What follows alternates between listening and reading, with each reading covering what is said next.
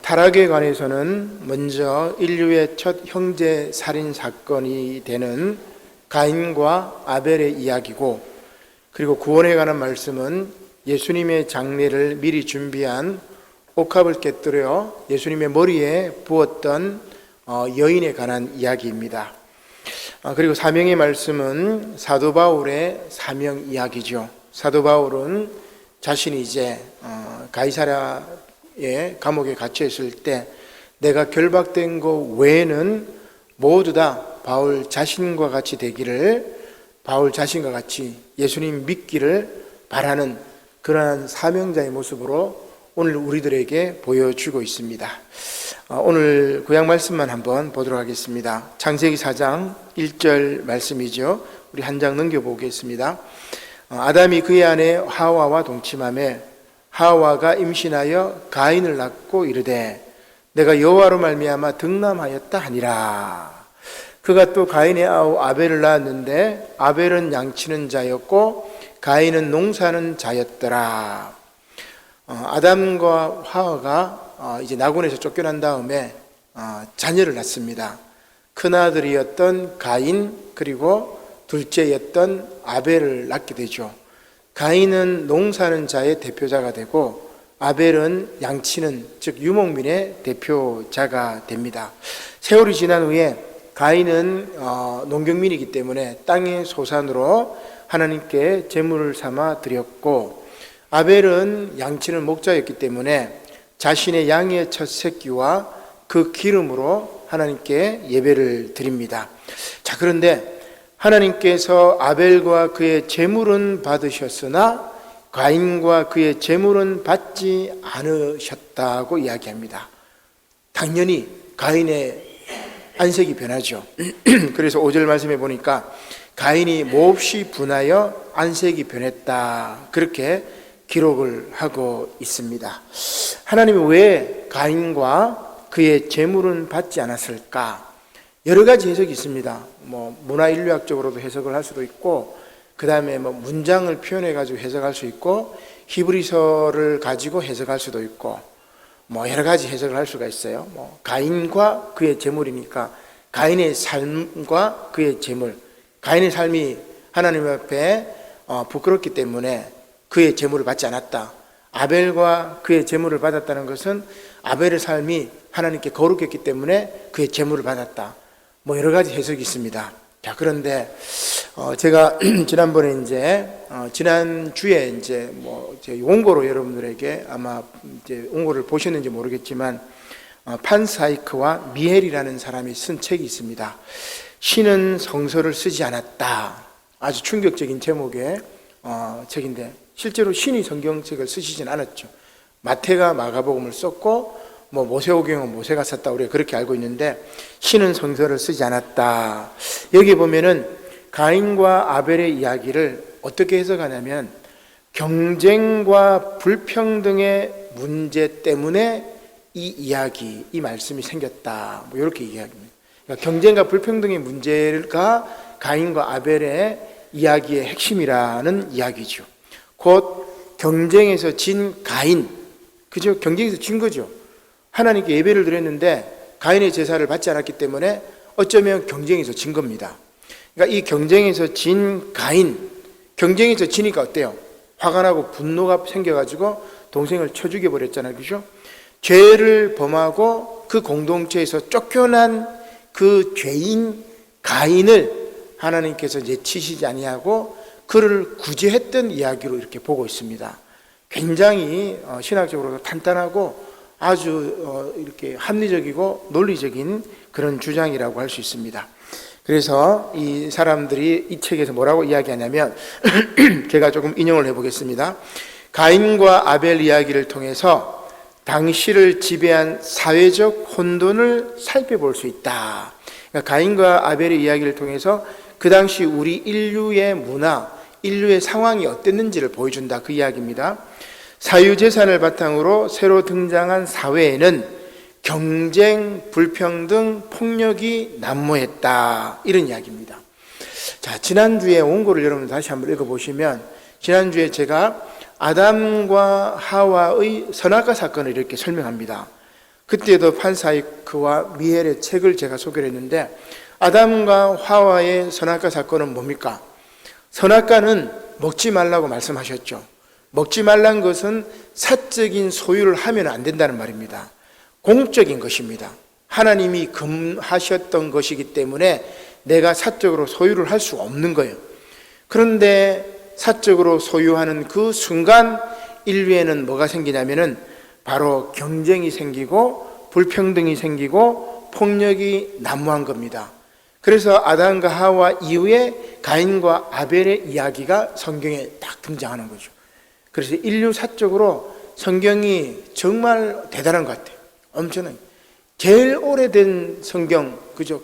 엄청나게 오래된 뭡니까? 우리 주몽, 고구려 시조인 주몽보다 이전에 이 말씀이 쓰여진 거기 때문에 엄청난 거죠. 그래서 옛날 우리 인류의 원형의 모습을 우리가 살펴볼 수가 있는 것입니다. 자, 이렇게 사적 소유, 사유재산을 바탕으로 새롭게 등장한 사회, 이걸 우리가 이제 농경민의 사회라고 이야기합니다. 수렵과 채집을 할 때는 사람들이 그렇게 사적 소유가 없었어요. 왜냐하면 냉장고가 없었기 때문에 다 나누어 가지고 먹고 끝내고 또 사냥해서 또 열매를 따서 또 나누어 먹고 그렇게 평등하게 살았단 말이에요. 그런데 농사를 짓고 난 다음부터는 여러분 뭐가 생기죠? 농경물이 좀 축적이 됩니다. 창고에 막 거두어 드립니다. 그러면 사람은 창고에 거두어 드리는 순간부터 더 많이 가지려고 하죠. 그것을 선악과 사건이라고 이야기를 할 수가 있고, 그 다음에 그렇게 창고에 더 많이 거둬버리니까 불평등이 생깁니다.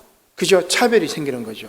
그것을 가인과 아벨 이야기로 하나님이 우리에게 주시는 교훈이라는 것입니다. 진화의 관점에서 볼 때 이 모든 일이 지나치게 빨리 일어나 인간의 정서가 자연 선택을 통해 적응해 나갈 수 없는 상황을 초래했다. 그러니까 농경민의 사회로 바뀌면서 수렵 채집하던 우리 인간들이 아벨처럼 생활하다가 이제 가인처럼 생활하다 보니까 적응을 못하는 거예요. 막 폭력 사회가 되고 불평등의 사회가 되고 그 다음에 경쟁 사회가 돼버리니까 우리 인류가 그것을 적응을 못하는 겁니다. 적응을 못해요. 새로운 규범은 오래전에 자리 잡은 타고난 감정과 충동에 걸맞지가 않았다. 대신 뭐가 등장하느냐? 힘이 권력을 만든다라는 말이 딱 등장한 거예요.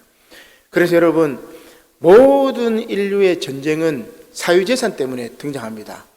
우리 삼국지에도 보면 마찬가지예요.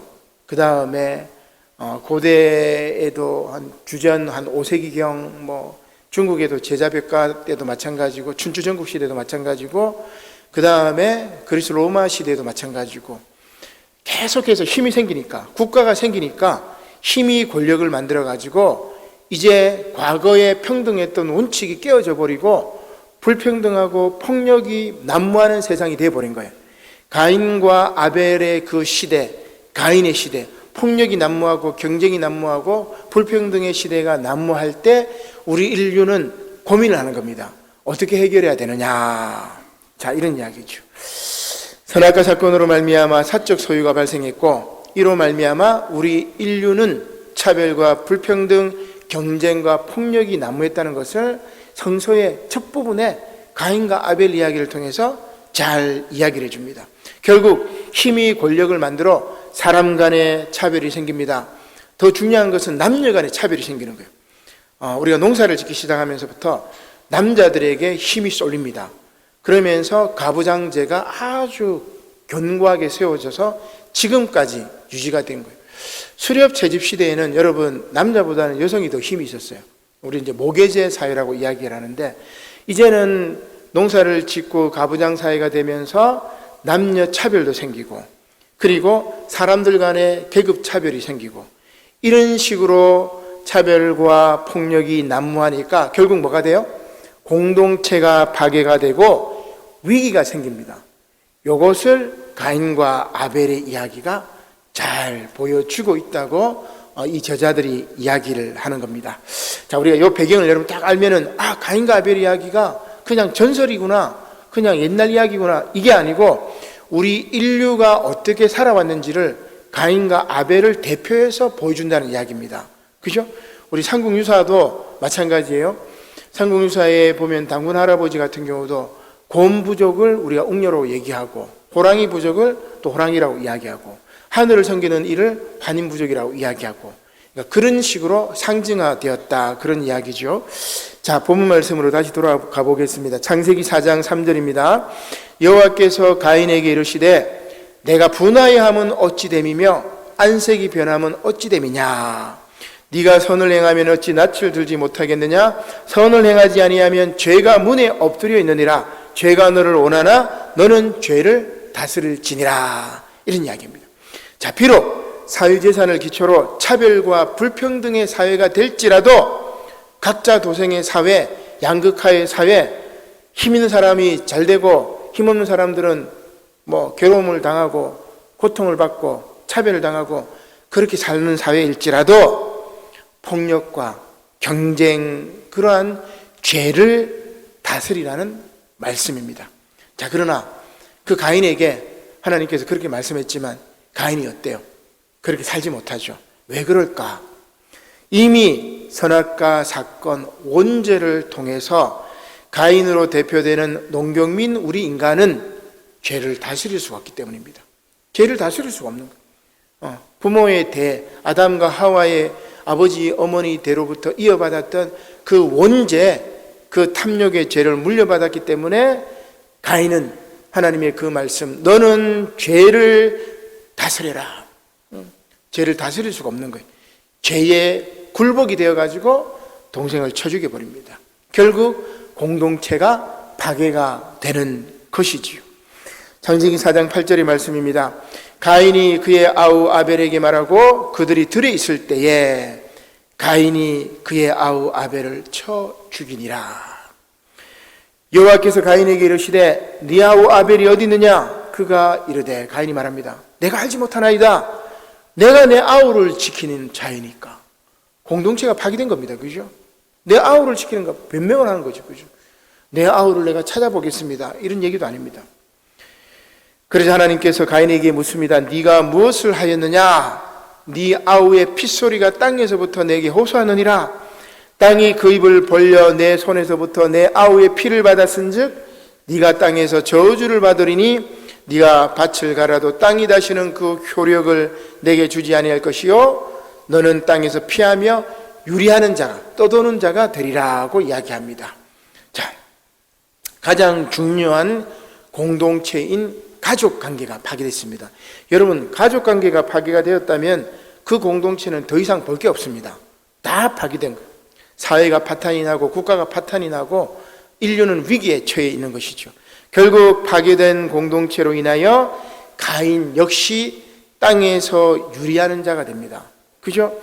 네가 땅에서 저주를 받으리니 네가 밭을 갈아도 땅이 다시는 그 효력, 열매를 주지 않는다. 우리 인간의 공동체가 파괴되면 인간만이 파괴되는 게 아니고 땅까지 파괴되는 거예요. 그죠? 우리 인간이 공동체가 파괴되면 환경위기, 기후위기, 동물위기, 모든 것들이 다 파괴되는 거예요. 멸망을 초래하는 겁니다. 자, 그러나 그럼에도 불구하고 하나님께서 어떻게 하십니까? 가인에게 뭐를 주시죠? 가인에게 표를 줍니다. 이게 하나님의 놀라운 사랑이에요. 요 가인, 자기 동생을 쳐 죽이고 이제 도망가면서 변명을 하죠. 누가 나를 죽일까 봐 두렵습니다. 하나님이 그 가인도 불쌍히 여기셔가지고 표를 주시는 거예요. 그러면서 저는 이 말씀을 보면서 참 우리 하나님은 정말 대단하신 분이구나. 나 같으면 이 동생을 쳐 죽인 요놈 하나님이 100배나 갚으실 것 같은데 하나님 그렇게 하시지 않으십니다. 창세기 4장 13절입니다. 가인이 여호와께 이르되 내 죄벌이 지기가 너무 무거우니이다. 주께서 오늘 이 지면에서 나를 쫓아내시온즉 내가 주의 낯을 배웁지 못하리니 내가 땅에서 피하며 유리하는 자가 될지라. 물은 나를 만나는 자마다 나를 죽이겠나이다. 자, 우리 여기서 보면 이제 옛날에 많은 질문하죠. 아담과 하와, 그 다음에 가인과 아벨, 인간은 4명밖에 없는데 누가 가인을 쳐 죽이지? 그런 고민하는데 여러분, 그런 고민하지 마십시오. 이거는 인류의 원형에 대한 이야기라고 생각하면 돼요. 그죠? 제가 방금 쭉 이야기한 게 이해가 되면은 여러분 충분히 그런 질문은 이렇게 잘 답변이 되리라 생각이 됩니다. 자, 가인을 그래서 하나님께서 뭐라고 말씀하십니까? 여호와께서 가인에게 이르시되 가인아 그렇지 않다. 가인을 죽이는 자는 벌을 7배나 받으리라 하시고 가인에게 표를 주사 그를 만나는 모든 사람에게서 죽임을 면하게 하시니라. 가인을 지켜주신단 말이에요. 가인이 결국 여호와 앞을 떠나서 에덴 동쪽 놋 땅에 거주하면서 그곳에서 뭡니까? 성을 쌓습니다. 에녹이라는 성을 쌓습니다. 그 이후에 또 이제 타락이 계속이 되는데 오늘 말씀은 여기까지 이렇게 하나님께서 가인을 보살피는 그런 내용이라고 할 수가 있습니다. 앞서 말씀드렸던 판사이크와 미엘에 의하면 성서는 가인과 아벨 이야기를 적절한 곳에 배치했다고 말하고 있습니다. 아담과 하와 선악과 사건 뒤에 배치했다는 뜻이지요. 사실 형제 간의 갈등은 사적 소유가 인정되는 정착 생활의 필연적 결과입니다. 여러분 지금 또 그렇지 않습니까? 부모의 재산과 자녀 상속의 문제는 형제 관계에 있어서 아주 중요합니다. 매우 중요하죠. 그죠? 성경에도 야곱과 에서가 장자권을 가지고 그렇게 치열하게 야곱이 형을 속였던 이야기, 요셉을 시기한 형제들의 이야기도 같은 맥락이에요. 아버지로부터 내가 물려받아야 되는 이 재산을 저놈이 가로채 죽여버려야지. 그죠? 사유재산이 있기 때문에, 물려줄 재산이 있기 때문에 자녀들 간에 분쟁이 생기는 것은 창세기 때나 지금이나 앞으로도 영원히 계속될 인간의 원형의 문제라고 할 수가 있습니다. 물론 여러분 나중에 보면은 다윗의 아들 압살롬도 아버지를 제거하고 쿠데타를 일으켜가지고 나라를 차지하려고 하죠. 그죠? 그 모든 것들이 바로 이 사유재산 선악과의 문제라고 할 수가 있습니다. 이렇게 수렵과 채집시대에 평등하고 조화로웠던 과거의 가족관계, 이걸 저는 이제 아벨로 대표되는 그런 시대라고 볼 수 있습니다. 수렵과 채집시대, 유목민들의 시대에는 그렇게 사유재산이 있는 게 아니에요. 그죠? 막 저장할 게 없단 말입니다. 그러나 이러한 조화로웠던 과거의 가족관계가 농경시대로 접어들면서 파탄이 납니다. 농경시대는 뭐예요? 바로 아벨을 죽인 가인의 시대로 접어들면서 인류는 계속해서 문제가 생기는 거죠. 따라서 우리 인류는 이제 분열로 인해서 가족이 뿔뿔이 흩어질지도 모른다는 위기감이 팽배해졌습니다. 결국 놋 땅으로 쫓겨난 가인은 낙원에서도 멀어진 것입니다. 가인이 정착한 놋 땅은, 이 놋이라는 말은 유리하다, 방황하다라는 의미입니다. 즉 공동체에서 쫓겨나서 떠돌이 생활을 할 수밖에 없는 겁니다. 따라서 판사이크와 미엘에 의하면 극악무도한 가인의 행동은 그의 개인적인 결함, 그의 무절제한 천성 때문이 아니라 조화롭지 않은 사회적 상황이 만들어낸 것이다. 즉 경쟁과 불평등이 난무한 시대에 그 경쟁에서 밀려났던 사람, 그 우리 인류에 대한 하나님의 따뜻한 보살핌, 그렇게 보는 것입니다. 제가 가인과 아벨 이야기 가운데 여러 가지 수많은 해석을 보았지만 이것처럼 아주 합리적이고 그 다음에 인류학적으로 정말 잘 설명한 게 처음인 것 같아요. 그리고 성서를 문자 그대로 이렇게 받아들이면서 아주 너무너무 잘 해석했다, 그런 생각이 듭니다. 자, 결국은 우리가 신앙적으로 보면 뭡니까? 이렇게 공동체가 파괴되었음에도 불구하고 하나님께서는 가인에게 표를 준비하셨습니다. 가인의 죽음을 면하게 하신 것입니다. 이것은 비록 사적 소유로 인해서 선악과 사건을 통해 가지고 인류 사이에 불평등과 폭력, 차별과 경쟁이 등장했다고 해서 하나님께서 그 인류를 그냥 내버려 두시지 않고 거두어 주시는 겁니다. 거두어 주시는 겁니다. 그것이 바로 하나님의 사랑의 징표. 따라서 가인의 표는 뭐 우리 짐승의 표 이런 개념이 아니에요. 가인의 표는 공동체의 경쟁, 불평등, 폭력에 대한 대안입니다. 타락에 대한 하나님의 사랑의 징표가 가인의 표라고 할 수가 있습니다. 그리고 오늘 이제 복음서 말씀은 우리가 살펴보지는 않겠지만, 복음서 말씀은 가인의 표를 넘어서서 예수 십자가의 표를 우리 인류에게 보여주시는 거죠. 이제는 타락을 넘어, 너희들이 타락을 하니까, 아담과 하와가 타락을 하니까 하나님께서 가죽옷을 지어 입히시죠. 가인이 타락을 하니까 표를 주셔서 그를 보호해 주시죠. 이제는 제발 타락 좀 그만해라. 이제는 제발 그만 타락하고 단 유일한 사건, 예수 그리스도의 십자가 징표를 통해서 누구든지 그를 믿는 자에게 구원의 문을 허락하시는 하나님의 구원의 역사, 놀라운 구원의 사건입니다. 그 예수님의 십자가를 향유를 부은 여인이 준비를 하였던 것이죠. 결국 사도행전 말씀은 사명의 말씀으로 사도 바울이 자신이 결박된 것 외에는 모두가 다 바울 자신과 같이 이렇게 우리를 구원해 주시는 예수님의 그 십자가를 믿기를 바라는 그러한 사명자의 말씀인 것입니다. 이렇게 주의 말씀을 올바로 또 참되게 증거하시는 저와 여러분들이 되시기를 주님의 이름으로 간절히 축원합니다. 끝나는 게 아닙니다. 제가 예를 하나 한번 넘겨볼까요? 더 넘겨봅시다. 목사가 목사에게 단 한 사람에게 보내는 마음의 편지라는 책입니다. 15명의 목회자가 자신의 삶을 회고하면서 써내려간 편지글 모음집입니다. 가정과 교회, 소명과 성품, 설교와 목양, 재물과 욕망, 관계와 독서, 다양한 주제를 넘나들면서 흔들리는 인생길을 걷는 이들이 무엇을 바라보며 또 어디로 나가야 할지를 따스한 위로와 조언을 건네고 있는 책입니다. 이 책 서문에서 미국 워싱턴 사김의 교회를 심호하고 있는 김영복 목사님이 이렇게 이야기합니다. 제가 이 책 서문을 보면서 깜짝 놀랐습니다. 정말 이제 제가 한번 읽어볼게요. 한 세대 전만 해도 물량적인 성공을 이룬 목회자가 아니면 실패자로 간주되었다. 교인들도 큰 교회 다니는 것을 자랑으로 여겼다. 이것은 천민 자본주의에서 배양된 성공 바이러스가 교회까지 전염시켰고, 복음은 물량적 성공을 이루기 위한 수단으로 왜곡된 증거이다.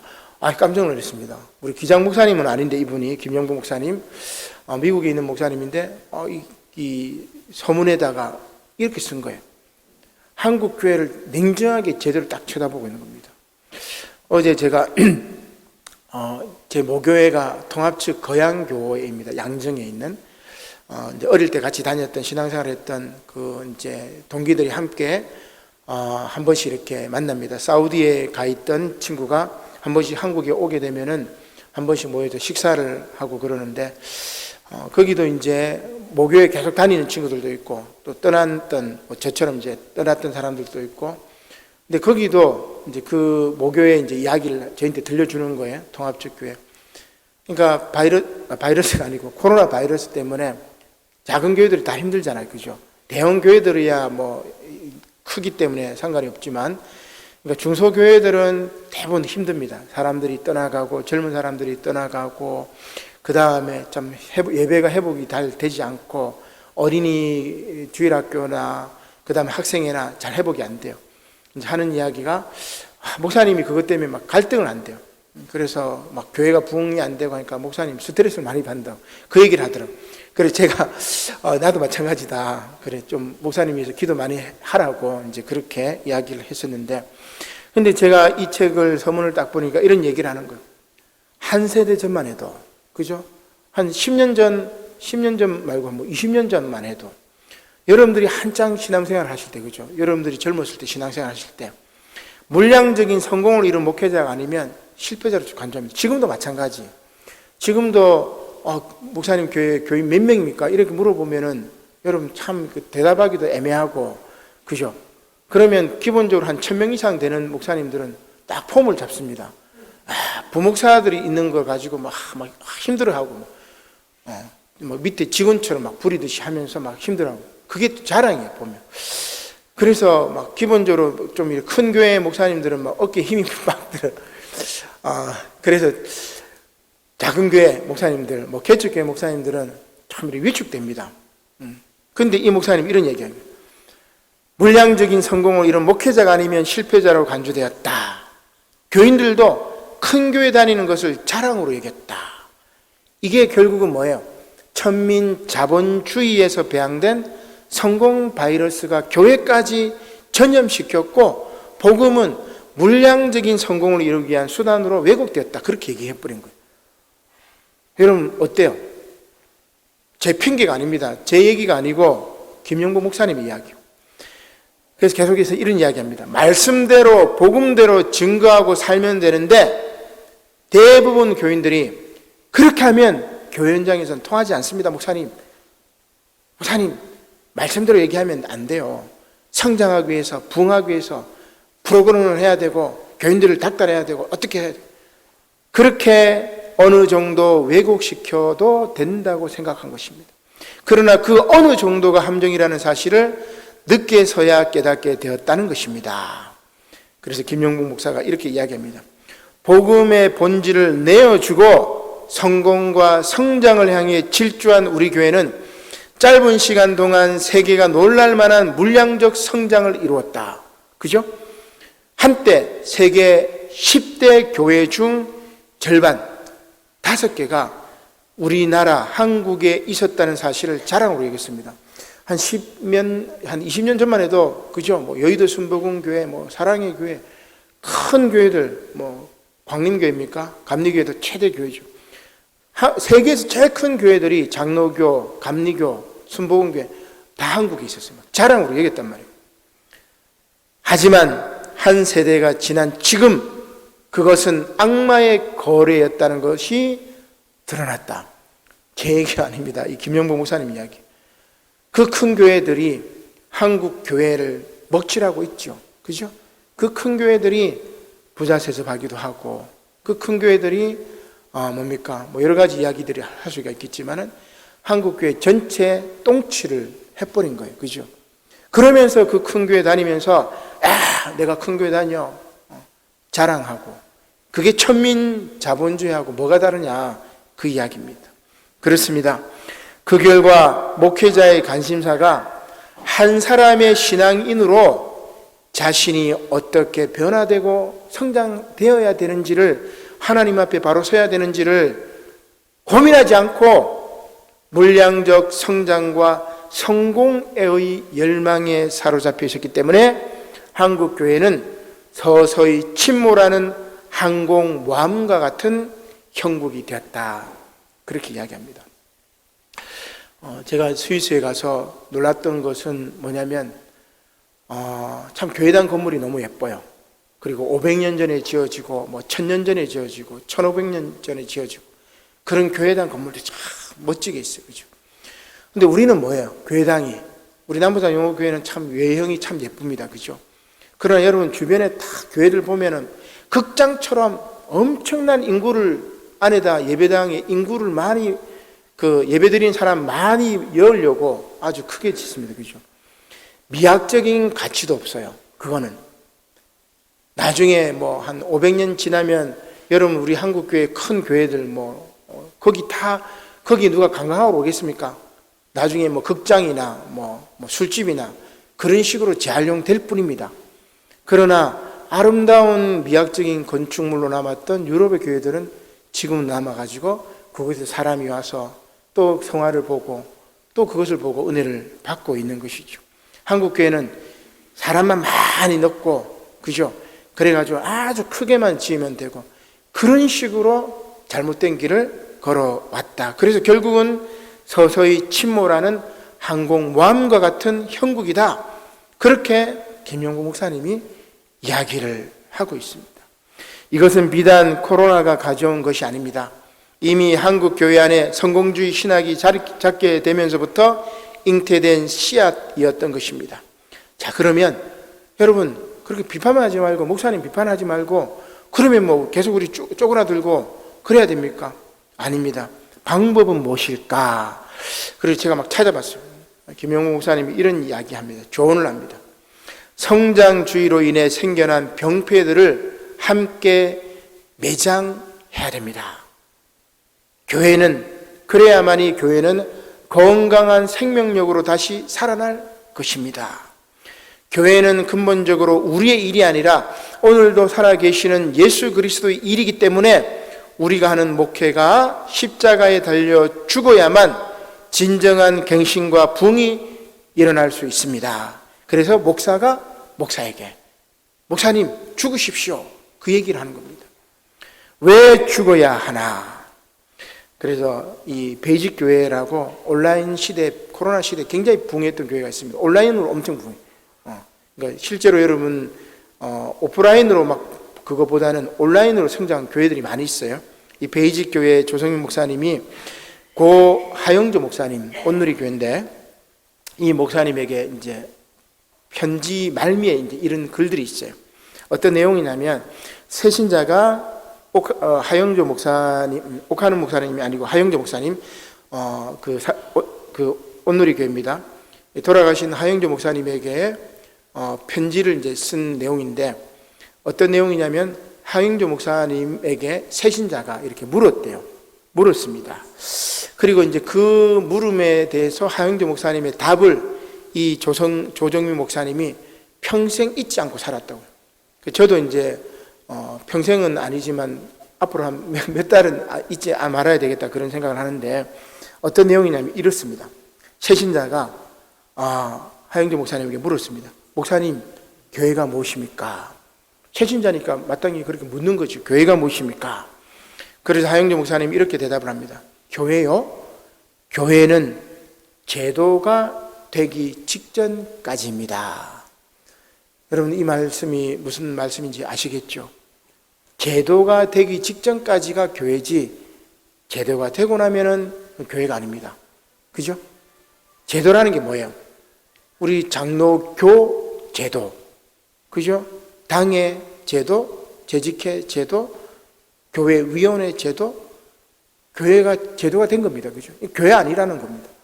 저는 굉장히 충격받았어요. 그 다음에 새신자가 이렇게 하영조 목사님에게 묻습니다. 그러면 목사는 어떤 사람입니까? 새신자가 그렇게 물은 거예요. 그래서 하영조 목사님이 이렇게 얘기합니다. 목사요? 목사는 괴물입니다. 괴물이라고. 책 제목이 제가 앞서도 말씀드린 것처럼 목사가 목사에게입니다. 괴물 같은 목사. 어느 날 제가 제 얼굴을 보면은 내가 괴물인가, 이런 생각을 많이 하게 된 거예요. 이 얘기를 듣고 나서. 교인들은 또 뭐겠어요? 교인들도 마찬가지 괴물입니다. 그죠? 갑자기 우리가 괴물이 된 거예요. 교회가 제도화가 되면서, 조직화가 되면서 우리는 예수님을 따르는 예수님의 제자가 아니라 다 괴물이 된 거예요. 숫자 괴물, 그죠? 건물 괴물, 돈 괴물, 질투 괴물, 싸움 괴물, 괴물로 바뀌어버린 거예요. 그래서 김영봉 목사님이 괴물 같은 목사들에게 이렇게 간절히 호소합니다. 이 서문에 나오는 이야기인데, 이 서간집에 수록된 글들은 이제는 죽을 때라는 고백입니다. 우리가 하려고 했던 모든 일을 죽이자는 호소입니다.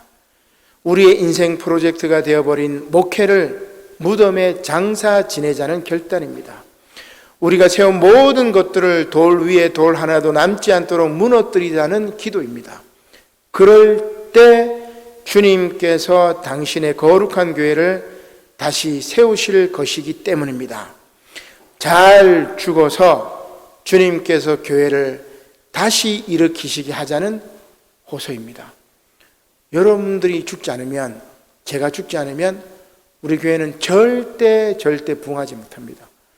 여러분들이 죽어야, 제가 죽어야 주님께서 교회의 주인이 되셔야만이 부흥이 되고, 그 부흥은 참다운 부흥이고 아름다운 부흥이고 하나님이 기뻐하시는 부흥이지, 제가 인간적인 계획으로, 인간적인 프로그램으로, 여러분들이 인간적인 계산으로 부흥됐던 것들은 다 물거품입니다. 그것은 오히려 성장이 독이 되는 거죠. 여러분들이 죽어야, 제가 죽어야 예수님께서 우리 교회를 다시 일으켜 세운다는 그런 이야기입니다. 교회의 화려한 회복에 대한 헛된 꿈을 내려놓고 거룩한 신부로 회복되기를 꿈꾸자는 외침입니다. 그런 점에서 이 글들은 교회에 대한 애가, 예레미야 애가 할 때 그 애가입니다. 슬픈 노래가 아니라 교회를 향한 애가, 사랑의 자를 써서 사랑의 노래입니다. 그런 이야기를 합니다. 타락한 한국교회 회복은 우리 이 김영보 목사님의 말대로 한국교회를 향한 슬픈 노래 애가가 사랑의 노래 애가로 바뀔 때 가능할 것입니다. 그리고 한국교회는 조직화한 교회가 무너져야 진정한 그리스도의 몸인 교회가 될 것이며, 목사가 죽어야, 장로가 죽어야, 교인들이 죽어야 다시 교회다움을 회복할 것입니다. 살아날 것입니다. 사랑하는 성도 여러분, 우리는 원죄로 인해 타락할 수밖에 없습니다. 원죄로 인해서 우리는 타락할 수밖에 없어요. 계물 목사와 제도화와 기업이 되어버린 교회는 그 타락의 결과입니다. 그러나 다시 회복할 수 있습니다. 모두 다 죽으면 됩니다. 바울과 같이 예수 그리스도의 십자가 외에는 모든 것들을 배설물로 여기고 오직 십자가만 바라보면 됩니다. 그렇게 처음 받은 사명을 회복하시는 저와 여러분들이 되시기를 주님의 이름으로 간절히 축원합니다. 아멘. 고마우신 하나님, 감사를 드립니다. 오늘 말씀처럼 우리가 예수님 안에서 죽고 예수님께서 우리 안에 부활하시어서 아버지 하나님, 교회의 참된 부흥을 이루어나갈 수 있도록 은혜를 베풀어 주시옵소서. 감사를 드리며 예수님의 이름으로 기도드립니다. 아멘.